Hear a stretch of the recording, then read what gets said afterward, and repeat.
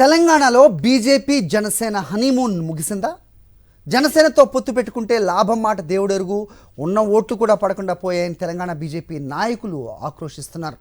అందుకే వచ్చే లోక్సభ ఎన్నికల్లో తెలంగాణలో జనసేనతో పొత్తు ఉండదని తెలంగాణ బీజేపీ అధ్యక్షుడు కిషన్ రెడ్డి ముందస్తుగానే క్లారిటీ ఇచ్చారు. జనసేన అనేది ఎన్డీఏలో ఒక పార్ట్నర్ మాత్రమే అన్న కిషన్ రెడ్డి ఏపీలో కూడా జనసేనతో పొత్తు ఉంటుందో ఉండదో తమకి తెలియదన్నారు. జనసేనతో పొత్తు పెట్టుకోకుండా ఉంటే అసెంబ్లీ ఎన్నికల్లో మరిన్ని సీట్లు వచ్చి ఉండేవని కమలనాథులు అంచనా వేస్తున్నారు.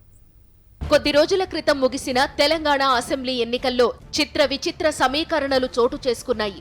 ఏపీలో తెలుగుదేశం పార్టీతో పొత్తు పెట్టుకున్న జనసేన పార్టీ తెలంగాణలో బీజేపీతో పొత్తు పెట్టుకుని బరిలోకి దిగింది. ఏపీలో జనసేనతో పొత్తు పెట్టుకున్న చంద్రబాబు నాయుడు తెలంగాణలో అసలు ఎన్నికల్లోనే పోటీ చేయకుండా అస్త్ర సన్యాసం చేశారు.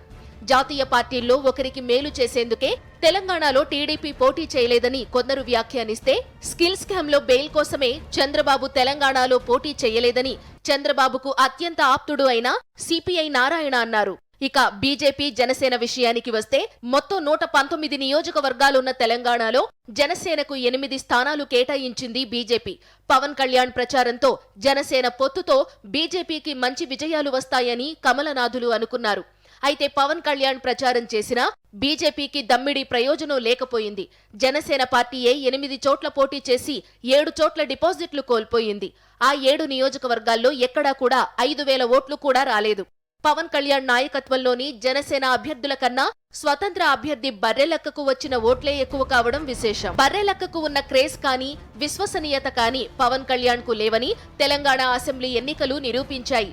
ఇక పవన్ ప్రచారం చేసిన నియోజకవర్గాల్లో బీజేపీ అభ్యర్థులు కూడా గెలిచింది లేదు. పవన్ ప్రచారం చెయ్యని ప్రాంతాల్లో బీజేపీ స్థానాలు గెలుచుకుంది. సీట్లే కాదు, ఓట్లు కూడా పెద్దగా రాకపోవడం కమలనాథులను ఆలోచనలో పడేసింది. ఇంతోటి దానికి పవన్ కళ్యాణ్ పార్టీతో పొత్తు అవసరమా అని బీజేపీ నేతలే ఆలోచనలో పడ్డారు.